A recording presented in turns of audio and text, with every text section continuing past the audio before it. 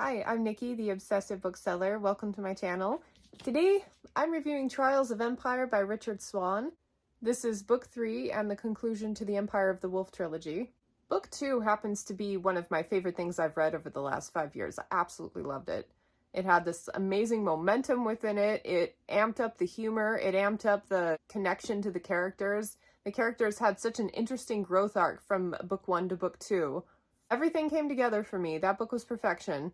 Trials of Empire had a lot to live up to, and it wasn't quite the slam dunk that book 2 was, but it was still a decent conclusion to the trilogy.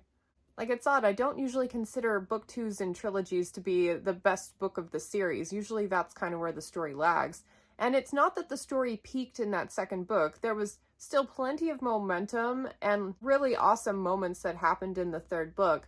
What I think the third book lacked that the second book did so well was that element of humor. So things are progressing. This is kind of a grimdarky world, and there wasn't enough room, I guess, in this third book with all these serious goings-on for that humor that made the second book pop. There also wasn't that deep connection to the characters. They had a few moments, and that's actually my favorite parts of the third book, when the characters kind of got a moment to really kind of bask in their relationship with one another. And not like a romantic relationship, but like deep friendships and bonds and connections from going through so much together. I missed that in this third book. And so for me, those are the two things that kind of took a good story in book 2 and edged it over into a solid 5-star. So for me, it was just a good book. And it had glimmers of those elements, but they were few and far between. One of the things I like most about this series and this book in particular is the exploration of morality versus the law, like following the letter of the law versus the spirit of the law. And this book kind of explores both extremes, like someone breaking the law for a good cause and moral justification, and someone breaking the law for immoral justifications.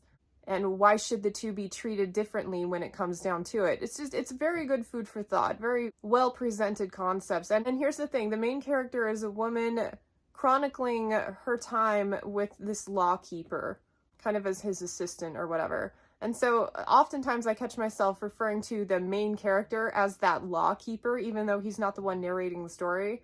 But for the sake of, let's say that main character, such an interesting profile. A lot of times authors will write unlikable characters, but write them in a way in which the reader finds some redeeming things about them. No, this guy, for me, was just so hard to root for. And I think that's partly why I enjoyed the profiles so much, because he didn't really have any redeeming qualities in my eyes. And I think the whole setup of not being able to see what's in his head and seeing what's driving his actions was part of the brilliance of the story. So having it told from this female perspective, just so good, because it keeps everything he's doing at an arm's distance, and you wonder throughout the whole series what his motives are. So a lot of really good things happening here, and I am especially excited to see whatever the author comes up with next. He's definitely established himself as an auto-buy for me.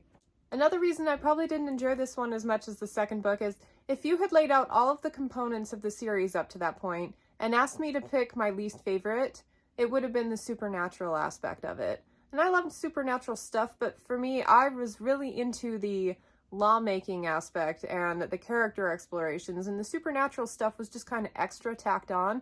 In fact, I remember thinking in the first book it felt a little out of place. It's almost like reading a different book. Well, it didn't feel out of place in this book, and it was the entire focus of the novel was the supernatural aspect. And it was my least favorite part, so reading an entire book about my least favorite part, I didn't love it as much as I could have. But see, that's kind of a personal quirk. So if you like that aspect about the first 2 books, you're going to be just fine going into here.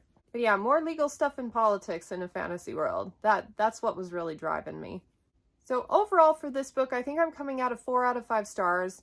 And if you're in the mood for a very well-rounded, totally engaging trilogy with moments of brilliance, this would be a great one to pick up. Yeah, let's talk about other books you might like. First up, The Wolf by Leo Carew. This one also had kind of a politically driven story with a lot of dark, bleak moments, and it was very reminiscent of this final book for me.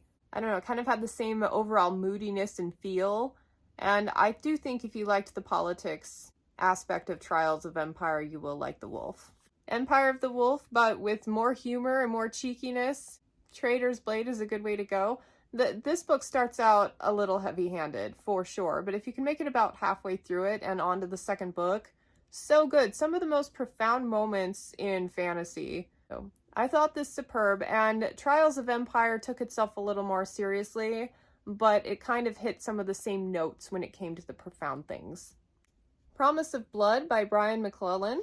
Book 1 in the Powder Mage trilogy. The relationship building that was so good in Book 2 of Empire of the Wolf, I thought was a good comparison to Promise of Blood. In fact, the humor and the interpersonal connections is one of the things I love most about Brian McClellan's works. And there is a little bit of moral explanation as they're overthrowing governments and whatnot, so yeah, and Promise of Blood happens to be one of my favorite books. The Coward by Stephen Arion. This is an entire book based on the premise, like, what really makes a coward? Is it how other people view you? This one had a good companionship element. It had an interesting plot, kind of fun world building. And I feel like if you liked Empire of the Wolf but want something just slightly more lighthearted, this would be a good place to start. Same kind of moodiness vibe. And there's also a couple of like humanoid, non-human characters in Trials of Empire that honestly I wish we had seen a little more about. And The Coward has kind of a similar type of setup, if you will. I feel like I'm struggling to articulate today. An Alchemy of Masks and Mirrors. So Empire of the Wolf, all about the relationships between these companions, reminded me strongly of the relationship between the two main characters in this series. This is book 1 in the Risen Kingdoms. World building is phenomenal. That's the thing that drew me to this series initially, and it's like Three Musketeers inspired. Right there you kind of have my attention because I haven't read a lot of Three Musketeers fantasy. But overall, this one for character, vibes, poignancy in the sense of like adhering to the law or whatever, and bonus points for being such a creative book. So that's everything. I want to take a minute to thank my patrons. Thank you for everything you're doing for me. From the financial support to the participation and how much fun I'm having facilitating our community. It would be nothing without you, and I'm just truly grateful.